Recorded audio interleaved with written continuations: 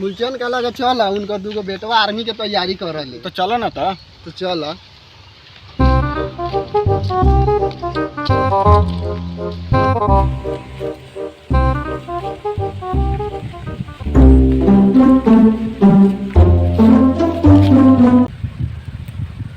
का हो फूलचंद का तोर बेटवा जे दूगो आर्मी के तैयारी करल हवा केने हवा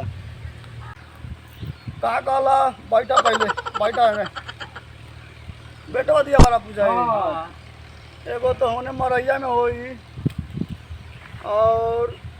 एगो बारू करता होने स्कूल में छौड़ी सके चक्कर में देने घूमे शिवा मोवा ऊपर बा का बताऊ सत्यामो जौन बा आर्मी के तैयारी करल है ओकरा में कोनो कमी नहीं थे तैका छोटका बा शिवामुआ उहे तैका दोगला हो गल बा देखी ले कि स्कूलवा समय जे बा लड़की सके चक्कर में पड़ा बा ओकरा 10वां काला जे बा 2 साल होइता आर्मी के वैकेंसी आइल बा तैयारी तू ही करावो और हो में जौन बानू सत्यामुआ जे बा जेठ का बेटा होई न होई कुछ कराई जाके मिलो होने ठीक बा तेरा बेटो सब में ध्यान दे ठीक बा तो जाई ले हमें जाऊ तो जा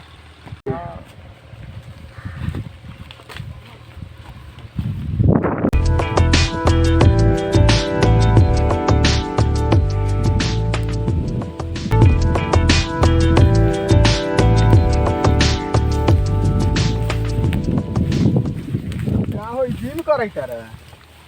इ तो लगैत हो कि तू अपना पापा जैसे हड्डी सुखरी करैता रह जानल आ जिम जिम एंती हो कहले कि चल हम देखाबै तारी मिस्टेक हो लगता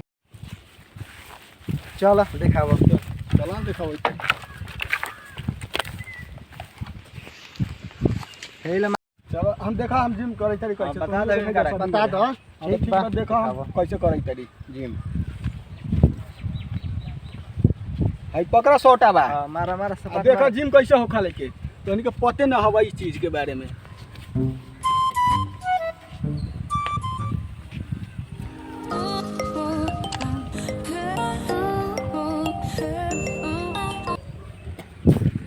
जिम कर लिया तो बॉडी देखबे कला कि जिम कर लेली सब गोरे हां अब हमर भाई देखा है हमर बॉडी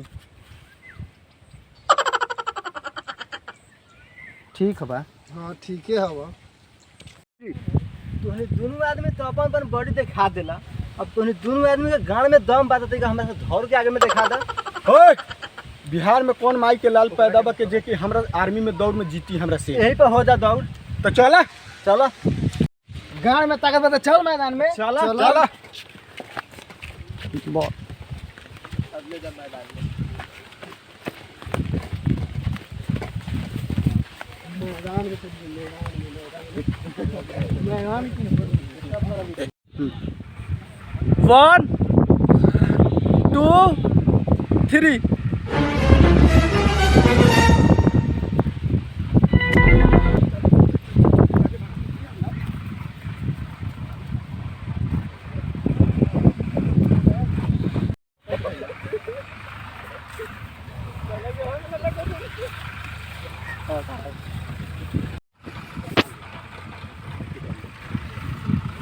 का हो का भेलो बड़ा ताकत खोले देला गाड़ फाट गेले के देर में ओ उठा ना ओ भाई उठा ना रे पानी मार बड़ा ताकत खोले देलो हा यार प्रोग्राम पानी है थोड़ा बिहार में दौड़ लगावे आई बिहार में बाजी लगावे गाड़ फाट के हाथ में आ गेल उठ उठाओ रे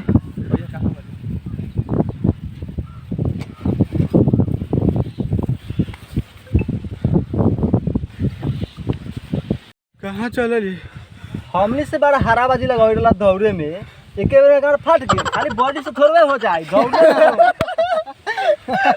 इहो बनै रहला बिहार में ताकत खोज रहला सारा ताकत एक में निकाल के अरे बाप रे बाप इतना धूप बा के हम अब बाजी ना लगावे दौड़ में हो चल हटा स्कूल तो अभी दूर बा चलै तरी स्कूल में साले के माल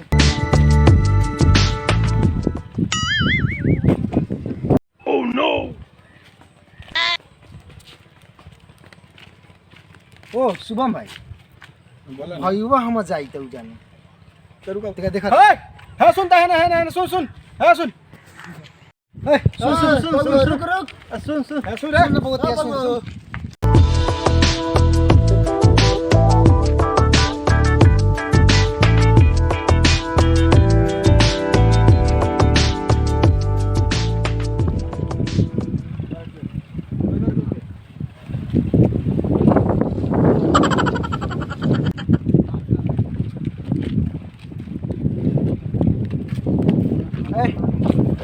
पढ़े जाएला कहिले स्कूल में तो तू स्कूल में जाके लड़कीबाजी करलिस रे तो सुन नानू सुधरे वाला ई साला तो जाले स्कूल में जाले पढ़े आ का करी लड़की के फेरा में रही ई साला सुधरबे ना करी तो ई साला के मार चलो